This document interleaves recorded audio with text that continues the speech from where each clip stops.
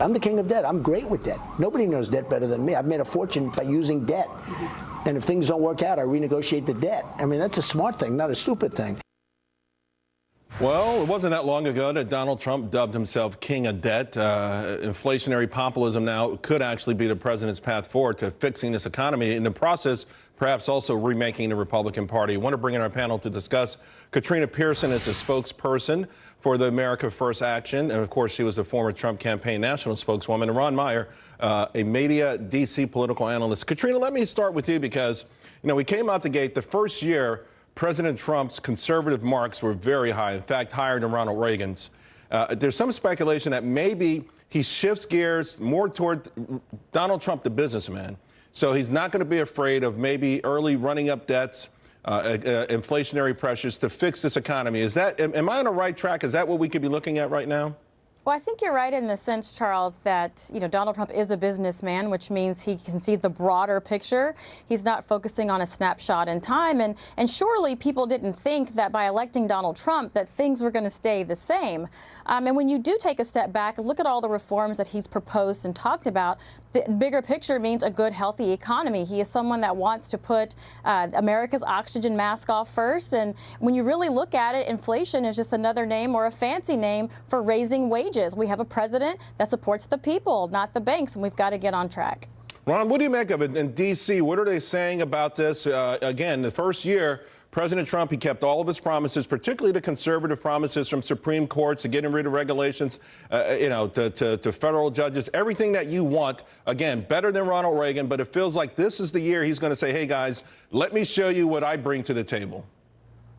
Yeah, well, maybe so. I mean, I just have a hard time believing that inflation is the way to go, because the problem is with inflation, you also have the rising prices on goods and services. And that's really the problem, is that people in the lower and middle income brackets, they have more expenses. And if expenses go up, that's not a good thing either. So I don't think inflation is populism. I think, frankly, the idea this is what Trump's pursuing is sort of an economic conspiracy theory, almost on the level of the Russia conspiracy theories. I don't think this is Trump's goal at all. I think the reality is he's just trying to deal with a Congress that can only make deals by adding more money to the debt. We have bipartisanship in D.C., but it's bipartisanship to spend more money, and he wants to cut the deals. And so that's what's going to continue to happen. What I wonder is if now that you have this massive budget deal, we also want to do infrastructure. And infrastructure is really what's needed. But by giving the Democrats all this domestic spending, there's not much money left to actually rebuild our infrastructure. Well, there's also not a lot left to negotiate with, to your point. But again, Katrina, Ron makes a great point.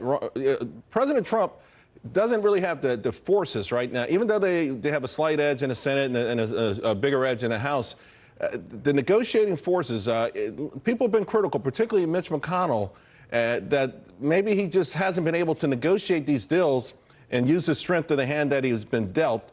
But again, having said that, people hear inflation, I think it's a four-letter word, although people like when their paychecks are inflated. People like when the value of their homes inflates. That's right. And like when the value of that old baseball card collection inflates. Well, that's absolutely right. This is a 2-year framework. They have 6 weeks to do the appropriations. And moving forward, I'm a conservative. I wish those conservatives in the House would have been out on the campaign trail electing more conservatives in primaries, but they didn't do that. This is where we are today. And if we had 60 votes in the Senate, this might look a little bit differently. This is not a president that's going to sit down and twiddle his thumbs. He's going to get out there. He's going to get in the game. He's going to get things done. And he's proving that. Ron, again, that is the ultimate goal. And he did promise that he's going to get things done and shake up D.C. in the process. How do you think it plays out in the midterms? Well, I think right now Donald Trump's in a pretty good position, especially now that there won't be shutdowns looming. If he gets an infrastructure bill, they'll be in an even stronger position. But the question will be is if this economy keeps being rocky and the stock market keeps being rocky, there could be an issue there. But with people's paychecks growing, with tax cuts, with the best yet to come with people's paychecks with the tax cuts, with an infrastructure bill looming, and it seems like everybody should be in pretty good position this year in 2018 to not really kick out the folks who are there now. Well, I got to tell you, the economy is on fire. Corporate earnings on fire, and wages are going to start going through the roof. So, a short-term shakiness in the market probably won't derail that. By the way, yesterday that Quinnipiac poll, Donald Trump for the first time gets more credit for the economy now than the former President Obama. Hey, guys, thank you both very much. Have a great weekend. Great to be here. Thanks, Charles. President Trump signing a budget deal.